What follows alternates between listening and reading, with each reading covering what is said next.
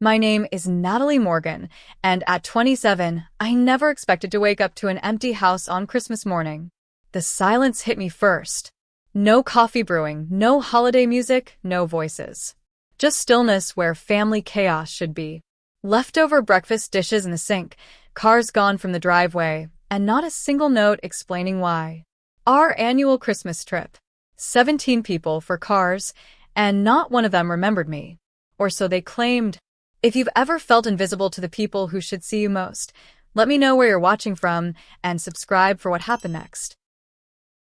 Growing up in the Morgan family meant you were never alone, whether you wanted to be or not.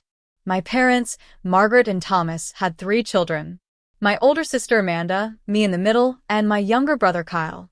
Then there were the aunts, uncles, and cousins who might as well have lived with us considering how often they were around. Being the middle child was exactly like every stereotype you've heard. Amanda was the golden child, valedictorian, perfect in every way. Kyle was the baby, charming and spoiled. And me? I was just there. The reliable one. The one who remembered birthdays, organized gatherings, and kept the peace when family tensions flared. Our Christmas trips had been a tradition for 10 years.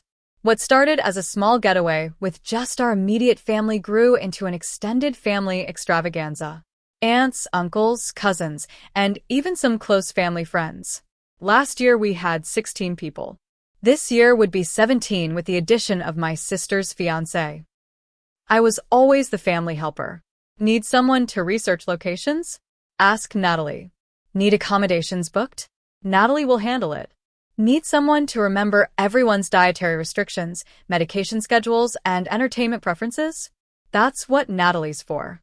Despite being overlooked, I cherished these trips. Last year, in the Smoky Mountains, we rented cabins side by side. Aunt Susan and I spent an entire evening baking cookies, while Uncle Robert taught the younger cousins card games. Mom actually complimented my Christmas tree decorations, and Dad asked my opinion on his retirement plans. For once, I felt seen. But family dynamics shift like sand under the tide, and the past 6 months brought significant changes. Amanda got engaged to Ryan, a financial analyst with family money and connections. Their engagement party was an extravagant affair, with Mom crying happy tears and Dad boasting to everyone about his brilliant daughter. Kyle had been accepted to Princeton, his dream school, and suddenly my parents became Princeton parents, wearing university gear and talking about when Kyle graduates, even though he hadn't even started classes yet. Meanwhile, my promotion to senior account manager at the marketing firm where I'd worked for 5 years barely received a "that's nice" from Mom. Dad asked if it came with a raise, but seemed disappointed when I explained that the significant bump would happen after my 6-month review. New additions to our extended family had created shifting alliances too. Cousin Rachel had married Jackson, who quickly became my uncle's new fishing buddy. Aunt Karen had a new boyfriend, Terry, who bonded with my dad over their shared love of vintage cars. Everyone seemed to be pairing up or finding new connections while I remained the family utility player. Useful, but not essential. Still, I was excited about this year's trip. I'd been promoted, saved up vacation days, and was ready to share my success with my family. Maybe this would be the year they'd see me as more than just the helpful middle child. This year's trip was my suggestion, a beautiful resort in the Colorado mountains. I found it, booked it, and as usual, put the $15,500 on my credit card, with promises from everyone to reimburse me at Christmas. The resort had private cabins surrounding a main lodge, an ice skating rink, ski trails, and a renowned restaurant for Christmas dinner. We had 3 family meetings about the trip. I presented activities, accommodation options, and transportation logistics. Everyone seemed enthusiastic, especially about the snowmobiling and sledding options. We decided to drive rather than fly, making it a road trip adventure. 4 vehicles would make the 20-hour journey, splitting up family members in a way that would minimize the inevitable squabbles. I handled most logistics. I created packing lists tailored to each family member. I researched and booked activities. I arranged the Christmas gift exchange. I even prepared card games and playlists for the drive. The reservation was under my name, paid with my credit card. I'd done everything to ensure this would be our best Christmas trip yet. Looking back, the warning signs were there, I just didn't want to see them. Conversations would stop abruptly when I entered rooms. Text messages about trip details would go unanswered for hours, sometimes days. Smaller family gatherings happened without me being invited. 2 weeks before the trip, I overheard my mother and sister whispering in the kitchen. When I walked in, Amanda quickly changed the subject to Christmas cookies. When I asked what they were discussing, Mom just smiled and said, "Christmas surprises, nothing for you to worry about." A few days later, my mother asked to borrow my credit card as a backup for the trip. When I asked why, she became flustered and said, "In case we need to make changes to the reservation." Since the reservation was already in my name and on my card, the request made no sense, but I let it go. The night before departure, everyone was supposed to be ready by 7 in the morning. I stayed up until nearly 2 organizing last-minute details, wrapping a few final gifts, and making sure everything was perfect. I set my alarm for 5:30, planning to shower and finish packing my toiletries before helping load the cars. When I woke up, sunlight was streaming through my blinds. Bright, high-in-the-sky sunlight. My heart sank as I grabbed my phone. 9:15. How had I slept through my alarm? I jumped out of bed, already calling out apologies as I rushed toward the hallway. The house was silent. Not the peaceful silence of early morning, but the hollow silence of emptiness. I called out again, louder this time, hearing my voice echo back to me. "Mom? Dad? Is anyone still here?" I checked my parents' room first. Bed made, nothing on the nightstands, closet door open with visible gaps where luggage had been. Amanda's room next. Same thing. Kyle's room looked like a tornado had hit it, but his Christmas backpack and gaming console were gone. All the signs of the whirlwind that was my brother preparing for a trip. With each empty room, my chest tightened a little more. I ran downstairs, checking the living room, dining room, kitchen. Christmas decorations still twinkled mockingly. In the kitchen, breakfast dishes were piled in the sink. They'd eaten before leaving. Together. Without waking me, I rushed to the front door and threw it open. The driveway where 4 cars should have been parked was empty except for my Honda. They were gone. All of them. I stood barefoot on the cold porch, breath forming clouds in the December air, as the reality sank in. They'd left me behind. My hands trembled as I walked back inside, grabbing my phone from my bedroom. I scrolled through my notifications. Nothing from my family. No missed calls. No texts asking where I was or if I was okay. I called my mother's cell. It rang 4 times before she answered, her voice bright and cheerful. "Natalie. Good morning, sweetheart. Did you just wake up?" The background noise was unmistakable. Christmas music, multiple conversations, laughter. They were well on their way, probably hours into the drive already. "You left without me," I said, my voice smaller than I intended. A pause. "What?" "No, wait. Aren't you in the van with your cousins?" My throat tightened. "No, Mom. "I'm at home. Alone. I overslept, and you all left without me." Another pause, longer this time. I heard her muffled voice as she presumably covered the phone to speak to someone else. When she returned, her tone had changed, less cheerful, more concerned, but something about it rang false. "Oh, Natalie, there must have been a miscommunication. We all thought you were in Rachel's van with the cousins." "I'm so sorry, sweetie." From somewhere in the background, I heard my father's voice. "Tell her we'll figure something out." "Did anyone check if I was in the van?" I asked, fighting to keep my voice steady. "Did anyone look for me before you left?" "Well, it was hectic. You know how mornings like this are. Everyone was rushing around. I guess we just assumed." "You assumed," I repeated flatly. 17 people, and not one of you noticed I wasn't there. Not during breakfast. Not during loading the cars. Not during the head count I specifically suggested we do before leaving. "Natalie, don't be like that. It was an honest mistake. We'll figure something out. Maybe you can catch a flight and meet us there?" "I have to go now. The reception is getting spotty." I'll call you back in a bit, okay? The call ended before I could respond. I stood in my pajamas in the middle of the kitchen, phone in hand, staring at nothing. They'd left without me. And from the sound of it, they'd been on the road for hours before I even woke up.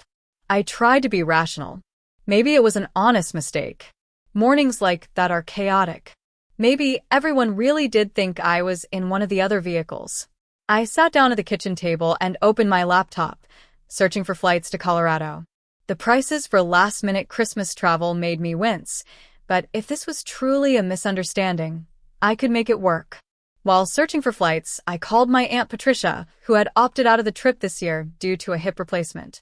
Aunt Pat, it's Natalie. Sorry to bother you, but something strange happened. I explained the situation, hoping for sympathy or at least surprise. Instead, there was an uncomfortable pause. "Oh, sweetie," she finally said, her voice gentle but awkward. "I'm sure it was just confusion in all the excitement. Did you talk to Mom this morning? Or Amanda?" Another pause. Rachel called to say they were on the road. She mentioned everyone was having a good time. Did she mention me at all? Not specifically, no.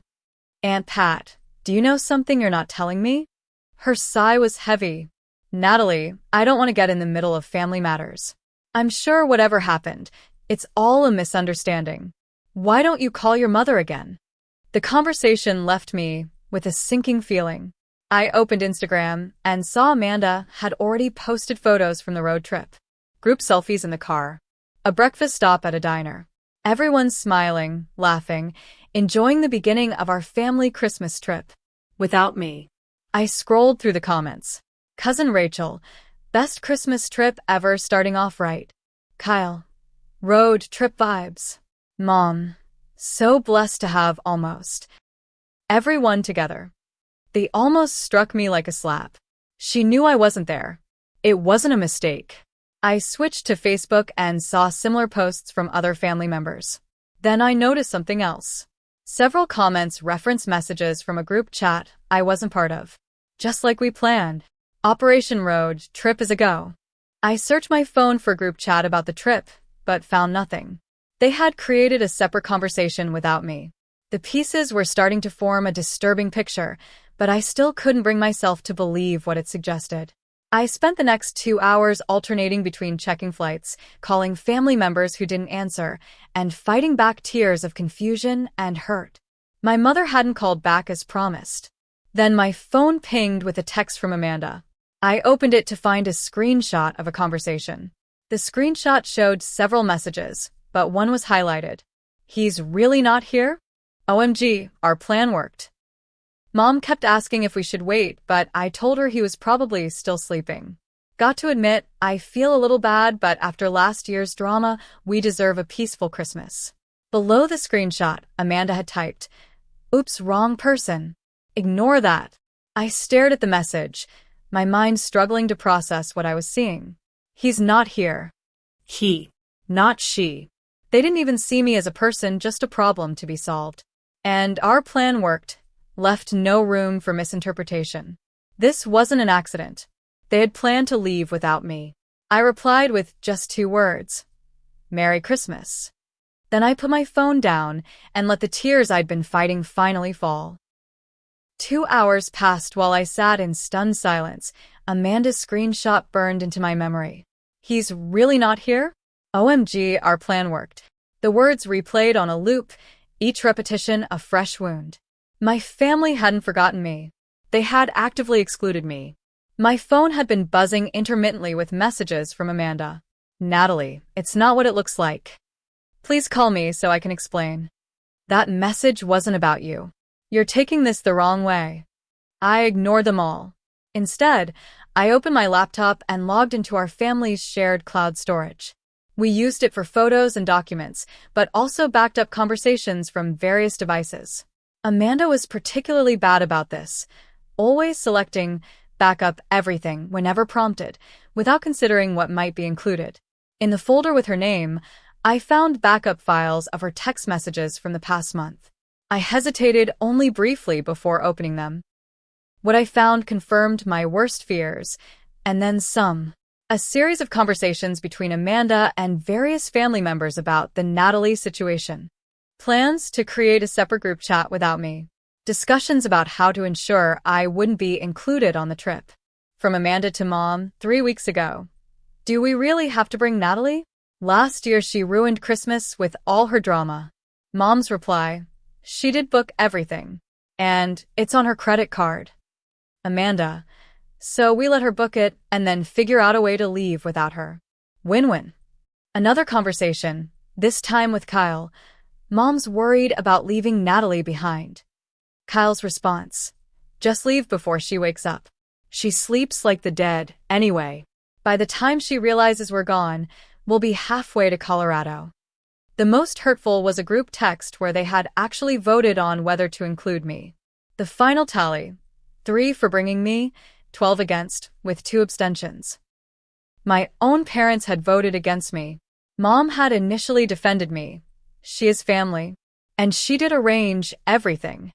But she'd quickly given in to the group pressure. I suppose you're right. It would be more relaxing without having to manage her feelings all the time. Manage my feelings? I whispered to the empty room. The drama they referred to from last Christmas? That was when I'd finally stood up for myself after Cousin Mike made yet another joke about me being perpetually single. I'd calmly asked him to stop, pointing out that his comments were hurtful. That was it. No yelling, no scene, just a simple request for respect. But apparently, that was too much drama for my family to handle. As I dug deeper, years of injustice surfaced in my memory. The time I gave up my bedroom for a week when relatives visited, sleeping on the couch while Amanda refused to share her larger room. The summer I worked 2 jobs to help pay for family expenses when Dad was between positions, only to have my parents spend the money on a new car for Kyle when he got his license. The countless times my achievements were minimized while my siblings were celebrated. I remembered how last Christmas, I'd offered to help Mom in the kitchen and she'd snapped at me that I was doing it wrong, only to praise Amanda's identical technique minutes later. How Dad had interrupted me mid-sentence during the gift exchange to point out something Kyle was doing. How Aunt Susan had accidentally left me out of the family photo and no one had noticed until I mentioned it. I'd always been the family scapegoat, but until now, I'd never realized how deliberate it was. I'd given them the benefit of the doubt, made excuses for their behavior, rationalized that families are complicated and no one is perfect. I thought about the financial sacrifices I'd made for them. When my parents struggled with mortgage payments 3 years ago, I'd given them $8,000 for my savings, money I'd been putting aside for a down payment on my own place. That loan was never repaid. When Kyle needed a laptop for school, I bought it. When Amanda's car needed repairs, I covered them. And this trip, the $15,500 booking that I had placed on my credit card. Every year I handled the booking, and every year the family promised to reimburse me at Christmas. Sometimes they did, partially. More often, excuses were made about tight budgets and promises of paying me back soon that never materialized. I tried calling different family members. My father's phone went straight to voicemail. Kyle texted that he was in the middle of something and would call later. Aunt Susan read my message, but didn't respond. Uncle Robert's phone rang and rang with no answer. Finally, Cousin Rachel picked up. Natalie, hey, what's up? Rachel, I need you to be honest with me. Did everyone intentionally leave without me this morning? A long pause. I don't know what you're talking about. Please don't lie to me. Not you too. She sighed. Look, it wasn't my idea, okay? Amanda and Kyle organized the whole thing. They said you're always complaining and making everything difficult. They convinced everyone it would be more fun without you.